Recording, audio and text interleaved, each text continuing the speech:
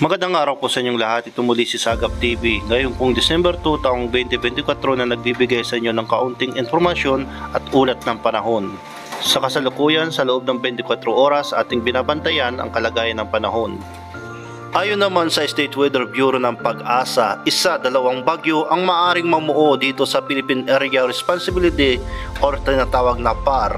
At kung sakali man hindi ito malihis ay maaari itong maglandfall sa Mindanao, Visayas at Eastern Luzon at iba pang bahagi ng Pilipinas. Sa kasalukuyan, wala pa namang namumonitor na low pressure area sa loob at sa labas ng ating bansa at wala pang binabantayang sama ng panahon sa loob ng Pag-asa Monitoring Domain. Ngunit inaasahan ito sa unang linggo ng forecast period o week 1. Posibleng mabuo ang tropical cyclone like vortex malapit sa western boundary ng PMD pero mababa ang tiyansa nito. Mabuo bilang isang bagyo para sa ikalawang linggo naman sa forecast period ng week 2. Posibleng may mabuong tropical cyclone like vortex sa loob ng Tropical Cyclone Advisory Domain at inaasahan na pumasok ito sa Philippine Area of Responsibility at tatahakin ang direksyon papuntang Visayas, Southern Luzon area. Sa kasalukuyan ay mababa hanggang sa katamtaman at tiyansa nito ang mabuo bilang isang bagyo. Samantala, saad ng Pag-asa ang shoreline at ang northeast monsoon or hanging amihan ngayon lamang Lunes ay magdadala ng pag-uulan sa bahagi ng Luzon at Visayas. Dahil nga sa umiiral na shoreline ay magkakaroon to ng mga makakapal na kaulapan at pagkalat-kalat na pag-uulan. Isolated thunderstorm ang inaasahan dito sa Metro Manila, Mimaropa, Calabarzon, Bicol Region, Eastern Visayas, Western Visayas, Isabela, Quirino, Aurora, Nueva Ecija at Bulacan ngayong Lunes na to. At magkakaroon ito ng moderate at paminsan-minsan mabibigat na pag-uulan at possible to na magresulta ng pagguho ng lupa at pagkakaroon ng baha at flash floods. Kasalukuyan ito pong nararamdaman po natin ng mabibigat na pagbuhos ng ulan at nagre-resulta ito ng matinding pagbabaha at pagguho ng lupa at pagkakaroon ng flash floods. Ito po ay dahil po sa shoreline. Ito pong shoreline ay isa pong hangin na nagbabanggaan ng malamig at mainit na hangin. Ang malamig na hangin naman po ay nanggagaling po dyan sa northeast monsoon or hanging amihan. Samantala po itong mainit na hangin po ay ginagagaling po sa karagatang Pasipiko at tinatawag itong easterlies. Kaya ito nagsasama at nagkukumpulan at nagiging po makakapal na kaulapan, kaya ito ay nagdudulot ng malalakas na pag-uulan. Iba yung pag-iingat po sa lahat. Dahil nga sa walang habas na pagbuhos ng ulan at pagbabaha at pagkaroon ng flash floods dala ng shoreline at epekto nito, 4 na katao ang binawian ng buhay. Natagpuan na ang bangkay ng isa sa 4 na senior citizens na inanod ng malakas na agos ng baha sa spillway sa Cabusao, Camarines Sur nito lamang kahapon December 1 taong 2024.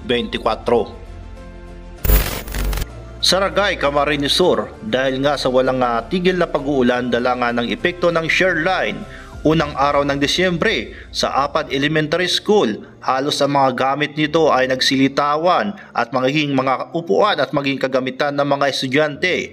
Dito po yan sa Apad Elementary School, Saragay, Camarines Sur. Kahit maulan at baha ay nilusong ito ng ilang mga personahe at guro para kunin ang ilang mahalagang mga gamit.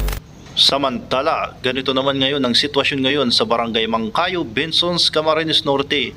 Halos lubog pa rin sa baha at inabot hanggang bewang dahil ito sa pagtaas ng tubig ilog. Sa ngayon ay hindi na gaano itong mataas kumpara kahapon dahil nga sa walang habas na pag-uulan.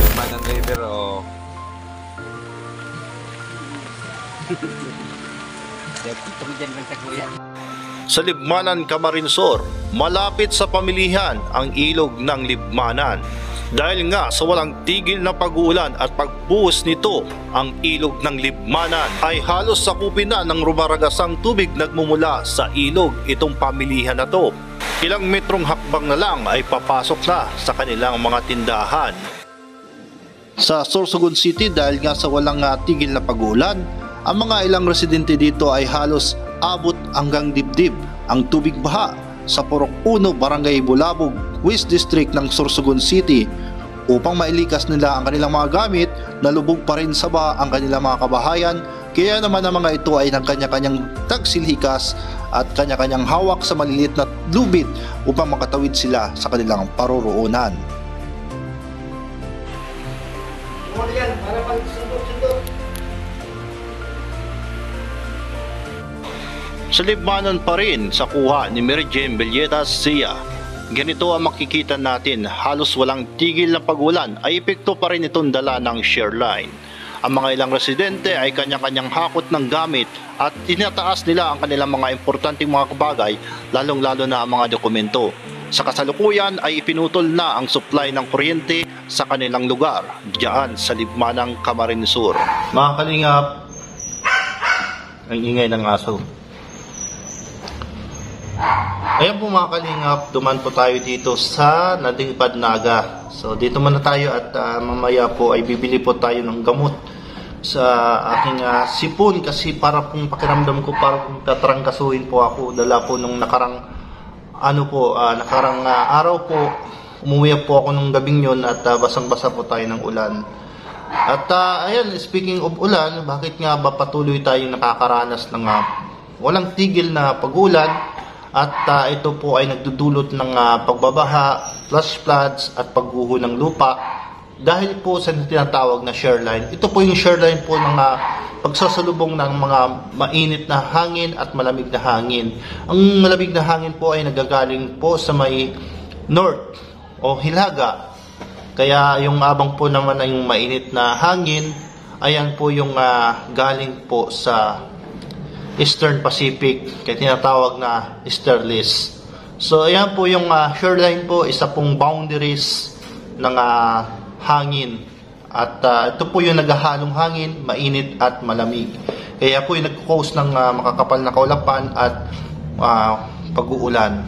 So mag-iingat po tayong lahat at huwag po tayong magpapabasa gaya ko po. Talagang medyo masama pa po yung pakiramdam natin kasi pupunta tayo ng sentro kasi bibili po tayo ng gamot. At siyempre bibili tayo ng luya kasi ubos na yung luya, yung natitirang luya kanina nilaga po natin. Saka yung mga kalamansi wala na pala sa bahay, ubos na. So yun po yung paliwanag po natin.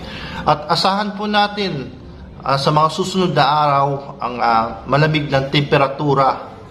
Kung sakali man po na mawala po itong share line, ay asahan po natin yung malamig na temperatura. Kasi po yung northeast monsoon, nagsisimula po yung sa Batanes hanggang pababa ng pababa, hanggang makarating po ng Southern Luzon o tinatawag dito sa Kabikulan.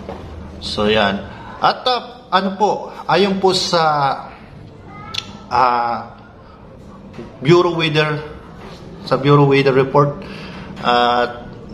possible po na magkakaroon po ng dalawang tropical cyclone. Opo, ang tropical cyclone po sa Tagalog, bagyo sa buwan ng Disyembre. Kung hindi naman ito lilihis, ay maaari po itong maglandfall sa Mindanao, Visayas, at Southern Luzon at sa ibang bahagi ng Pilipinas. So maging handa lang po tayong lahat. We prepared. Ganito po, makulimlim na naman po at buti na lang po dumating po tayo na hindi po umuulan po rito sa pagbiyahe po natin, pagmotor po natin. So, yan. At bago po yan ay suportan po natin ang ating mga kasamahan. Siyempre si Kalampitos, J. Brad, Nathan Cute Vlog, Gabisera, Joey the Great, Kagapay. Ayan, sa lahat-lahat po. Hindi ko na po maisa-isa. At siyempre especially kay Kuya Bal. Ayun po sa likod si Kuya Bal yung tarpaulin. Si Kalinga Prab at Edna Vlogs. At may binibenta po pala siyang t-shirt si Kalinga Prab. Di ko po alam po kung magkano po yung presyo na yun. Nasa 500 something plus ata. Sa mga gusto pong umorder po, kontakin nyo lang po yung official page ni Kalinga Prab. At maganda po yung pagka-print ng t-shirt. Sa ngayon wala pa po akong t-shirt. Ito muna suot ko yung sagap. So ayan po, umuulan na naman po. Ayan po, hanggat po na mayroong pong tinatawag na share line, ay patuloy pong bubuhos itong malakas na pag-uulan. Hanggat po hindi pa ito nawawalang share line na to. Kasi ito po yung magkukause ng pagbaha at pagguho ng lupa. So maging handa lang po tayo sa lahat ng anumang bagay. Paghandaan po natin, huwag po tayo maging kampante. Kasi po, nakikita nyo naman po pinakita ko po sa inyo kanina, yung talagang pagbabaha, matatas na pagbabaha, umaabot pa hanggang leeg, hanggang biwang, depende po, lalo na po sa mga low-lying area. At sa mga coastal area, mag-iingat po kayong lahat. At sa mga nakatira, sa mga gilid po na malapit po na pwedeng magkaroon po ng landslide. So, iba yung pag-iingat, magdasal po tayo, always to pray to God, para maprotektahan tayo sa lahat ng bagay. Maraming salamat po at patuloy niyo pong suportahan po itong maliit pong channel, ang Sagap TV, at marami pa po tayong masasagap na informasyon dito po sa loob at labas ng Kalingap. Maraming salamat po. Pagpalain pa ng Panginoon and God bless you all. Bye-bye po.